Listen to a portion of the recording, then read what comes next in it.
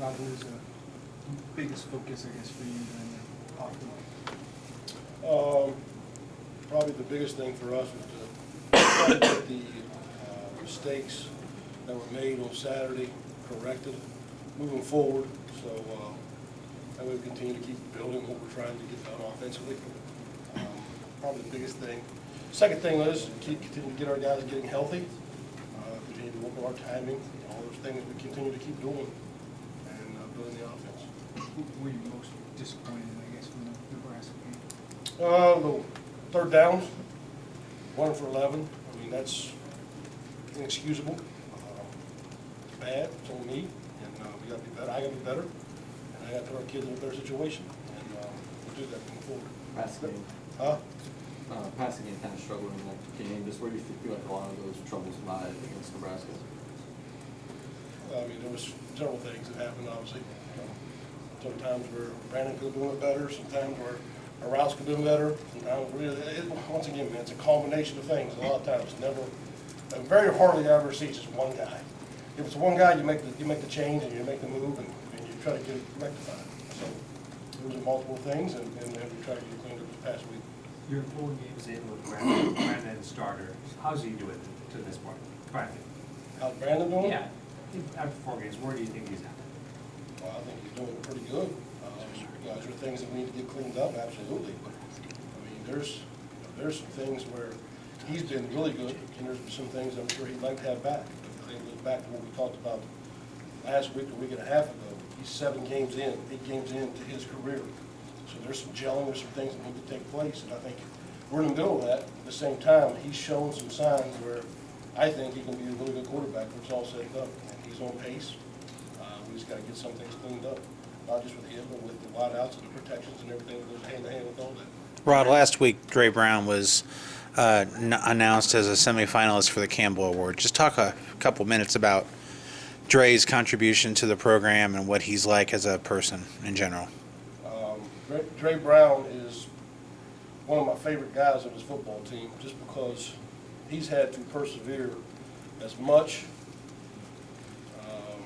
pain, injuries, ups and downs, highs and lows as probably as anybody on this football team. And my heart goes out to guys like that who've stuck through it, who are seeing it all the way through, and then when they see it, then also having success individually at his position like he is. Dre will be the first one to tell you he's always a team player now. He's not about himself. He's 100% orange and blue, and he's one of my favorite guys on the team. I know you're not supposed to have favorites, but you can't help but not have a guy that have your heart go out to a guy like him. So he does everything right. He does everything you ask of.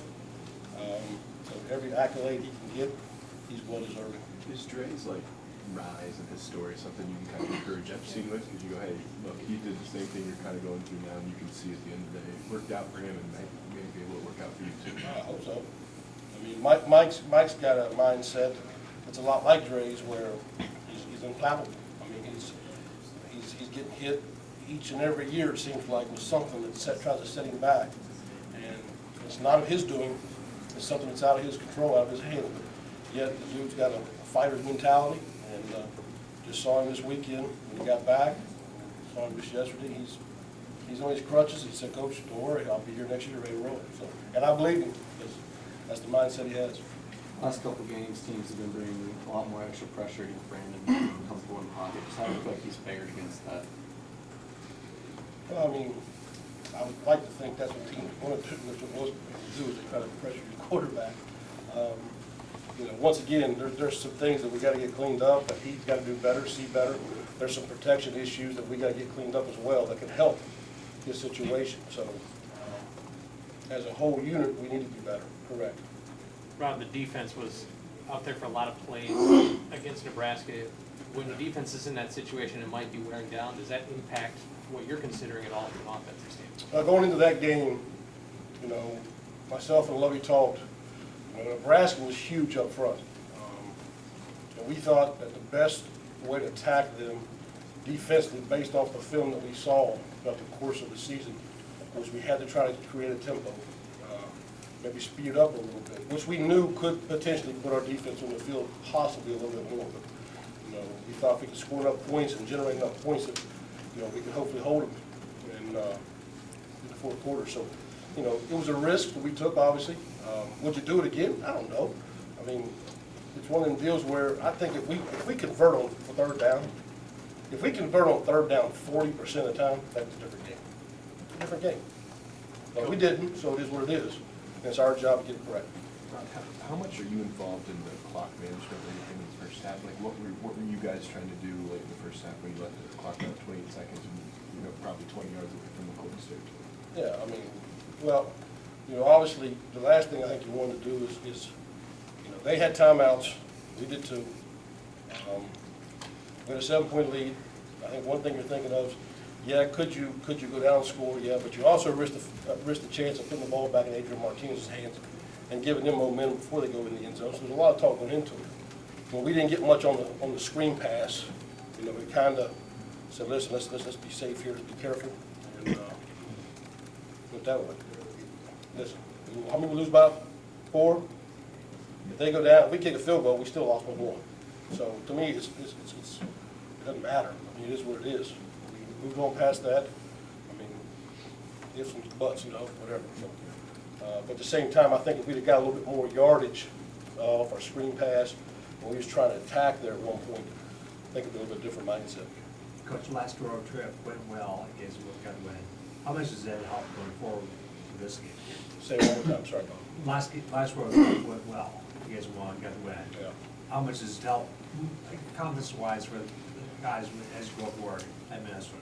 I mean, obviously, I think any win that you have Right. obviously bolsters your guys' confidence, whether it's on the road or at home. But by us being able to win on the road last couple weeks ago, kind of sheds that. And we won at Rutgers last year, so it's not like they haven't won on the road. But we know what's ahead of us. We know we got a great team coming in. Actually, we're going into their place, 4-0. It's a great opportunity. And made the corrections from Nebraska. It's time to move forward, look ahead at the opportunity you got in front of us. It's a great opportunity. Is that a new building for you? You've been there? Never been there. Okay. I was in the old building. Ron, you guys thrashed that defense last year, right? But after that point, it was kind of a turning point for them too. They got things back Yep, on track. yep. How much has their defense changed now from what you guys saw last year? Much better. See what they're tackling a lot better. They're in position, probably better than what they were. You know, they're playing hard. They're riding a wave right now. They've won what, 7 in a row, however many it was from the last 3-4 games last year. They're undefeated this year, so you know they got some momentum going, which is good. That's why it's a great opportunity for our guys, because I think our guys should have confidence that we match up against them as well. So hopefully we can go up, be healthy, and play a solid 4 quarters with our offense and our defense and special teams moving forward. See what happens. To piggyback off that question, as far as the play caller goes, obviously you had success last season against Minnesota. How much do you watch that film and use it this year? Well, I mean, you watch it a little bit, but it's different because it's a different coordinator. Even though it's the same similar background, he's a little more aggressive than what they did in the past. So you probably rely more on this year's film because those are the players you're going to face. Some of the guys are different than what you saw last year. So you know, you look at it for reference points, but it's not what you really study. Yes, one more question for Coach Ron. We got the players back here. If anyone wants to come now and get them, we got them set up.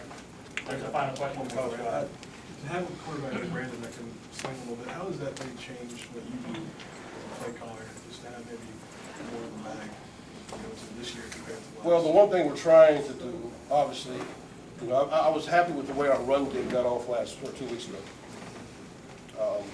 Disappointed in our throw game because I thought we'd been throwing the ball at times pretty well. So we always talk about being balanced.